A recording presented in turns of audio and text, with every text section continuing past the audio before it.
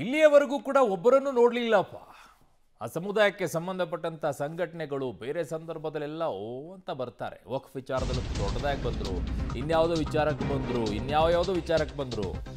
ವೈದ್ಯ ಸೋಗಿನಲ್ಲಿದ್ದಂಥ lady doctor Shaheen, terror doctor ಶಾಹೀನ್ಗೆ ಉಗ್ರ ಸಂಘಟನೆಯ ನಂಟು. ಜೈಷ್ ಮಹಿಳಾ ವಿಂಗ್ ರಚಿಸಲು ಹೊರಟಿದ್ದು ಈ ಶಾಹೀನ್.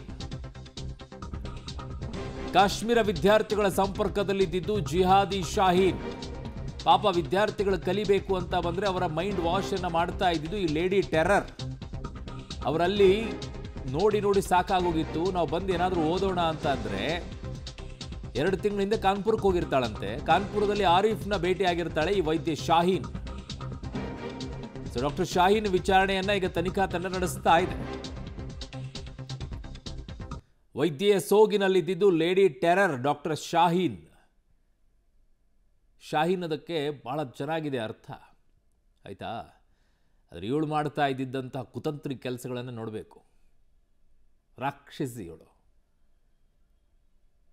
ಇನ್ನೊಬ್ಬರು ಹುಡುಗರನ್ನ ಪಾಪ ಜಮ್ಮು ಕಾಶ್ಮೀರದಿಂದ ಬಂದು ಕಲಿಬೇಕು, ನನ್ನ ಜೀವನ ರೂಪಿಸ್ಕೊಳ್ಬೇಕು ಅಂತ ಕಲಿಯಕ್ಕೆ ಬಂದರೆ ಅವ್ರ ಮೈಂಡನ್ನು ವಾಶ್ ಮಾಡಿ ಅವ್ರನ್ನ ಟೆರರ್ಗಳನ್ನಾಗಿ ಮಾಡಿ ಮತ್ತೆ ಪದೇ ಪದೇ ಅದೇ ಜಮ್ಮು ಕಾಶ್ಮೀರದಲ್ಲಿರೋರು ಹಿಂಗೇನಾ ಅನ್ನುವಂಥ ಪ್ರಶ್ನೆಯನ್ನು ಮೂಡೋ ರೀತಿಯಲ್ಲಿ ಮಾಡುವಂಥವ್ರು ಇವರು.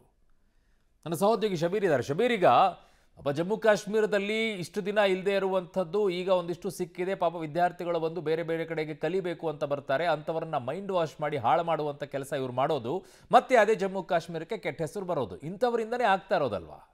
ಖಂಡಿತವಾಗ್ಲೂ ಅದೇ ರೀತಿಯಾದಂಥ ಪ್ರಸಂಗಗಳಾಗ್ತಾ ಇರುವಂಥದ್ದು. ಜಮ್ಮು ಕಾಶ್ಮೀರದಲ್ಲಿ ಈಗ ಈ ಭಯೋತ್ಪಾದನೆ ಈ ವಿಚಾರಗಳನ್ನೆಲ್ಲವನ್ನು ಕೂಡ ನೋಡಿ ಈಗ ಯುವಕರು ಒಂದು ಬದಲಾವಣೆಯನ್ನು ಬಯಸ್ತಾ ಇದ್ದಾರೆ.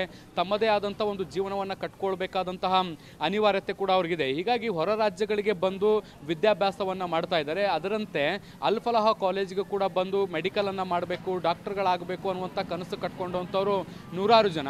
ಅಲ್ ಫಲಾಹ್ ಕಾಲೇಜು ಅದರ ಅಡ್ಮಿಷನನ್ನು ತೆಗೆದು ನೋಡಿದರೆ MBBS ಅಲ್ಲಿ 40% ಕಾಶ್ಮೀರಿ ವಿದ್ಯಾರ್ಥಿಗಳೇ ಇಲ್ಲಿ ಓದ್ತಾ ಇರುವಂಥದ್ದು. ಹೀಗಾಗಿ ಬಹುಶಃ ಈ ಕಾಲೇಜನ್ನು ಟಾರ್ಗೆಟ್ ಮಾಡ್ಕೊಂಡಿರುವಂಥ ಸಾಧ್ಯತೆಗಳು ಇರುವಂಥ ಕಾಣಿಸ್ತಾ ಇರುವಂಥದ್ದು.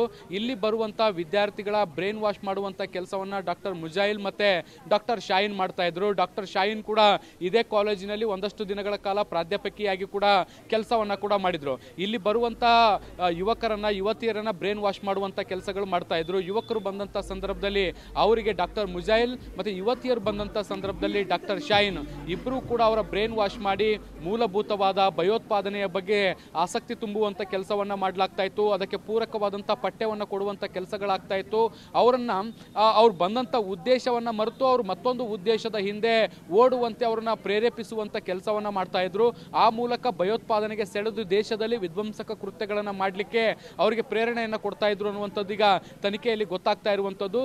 ಸೊ ಒಂದು ಹಂತದಲ್ಲಿ ನೋಡೋದಾದ್ರೆ ಈ ಡಾಕ್ಟರ್ ಶಾಹೀನ್ ಏನಿದ್ದಾಳೆ ಈಕೆ ಇಡೀ ದೇಶದಲ್ಲಿ ಜೈಷೆ ಮೊಹಮ್ಮದ್ ಸಂಘಟನೆಗೆ ಯುವತಿಯರನ್ನ ನೇಮಕ ಮಾಡಿ ಅತಿ ದೊಡ್ಡ ಮಹಿಳಾ ವಿಂಗ್ ಅನ್ನ ಕಟ್ಟುವಂತಹ ಉದ್ದೇಶವನ್ನು ಕೂಡ ಹೊಂದಿದ್ಲು ಅನ್ನುವಂಥದ್ದು ಈಗ ಗೊತ್ತಾಗ್ತಾ ಇದೆ. ಅರುಣ್, ಓಕೆ, ಹಾಗೆ ಸಂಪರ್ಕದಲ್ಲಿರಿ ಶಬೀರ್, ವಾಪಸ್ ಬರ್ತೀನಿ ನಿಮ್ಮ ಹತ್ರ.